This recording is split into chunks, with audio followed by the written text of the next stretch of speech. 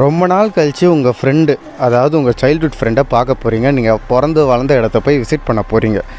போய் பார்த்தோன்னே உங்கள் சைல்ட்ஹுட் ஃப்ரெண்டும் சூப்பராக பேசிகிட்டு இருக்காங்க, அழகாக உங்களை வரவே இருக்கிறாங்க. போக போக போக உங்களை கத்தி எடுத்து வெட்ட வராங்கன்னா உங்களுக்கு எப்படி இருக்கும்?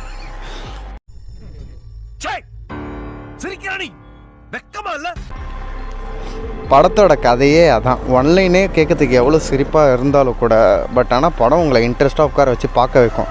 அதுக்கு நான் கேரண்டி. ஹீரோயின் அவங்க பிறந்து வந்த இடத்த, ஒரு ஐலாண்டு அது, அவங்க பிறந்து வந்த ஒரு இடத்த போய் பார்க்க ஆரம்பிப்பாங்க. அங்கே இருக்கிற மக்களாக இருக்கட்டும், அங்கே இருக்கிற சிச்சுவேஷன்ஸாக இருக்கும், எல்லாமே ஸ்ட்ரேஞ்சாக இருக்க ஆரம்பிக்கும். ஹீரோயினை சுற்றி எல்லாமே ஸ்ட்ரேஞ்சாகவே இருக்க ஆரம்பிக்கும். அவங்க அதை ஸ்டார்டிங்கில் வந்து பெருசாக கண்டுக்கலைன்னா கூட போக போக போக போக அது அவங்க கை மீறி எவ்வளோ பெருசாக போகுதுன்றது தான் கதையாகவே காட்டியிருப்பாங்க. ஒரு பர்ஃபெக்டான கேரக்டர் ஆர்க்குனா என்னன்றது சூப்பராகவே டெவலப் பண்ணியிருப்பாங்க. இந்த படம் வந்து ஒரு அடல்ட் கண்டென்ட்னால தனியாக பாருங்கள். சைக்கோட கேரக்டர் ஆர்க் வந்து எங்கே ஆரம்பித்து எங்கே முடியணுன்றதை சூப்பராகவே ரைட்டிங் பண்ணியிருப்பாங்க.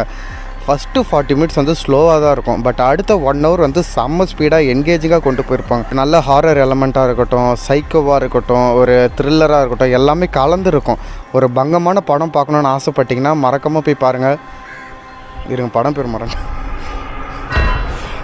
மறக்காமல் போய் பாருங்கள். பெட் ஈவில் பிரைமில் அவைலபிளாக இருக்குது.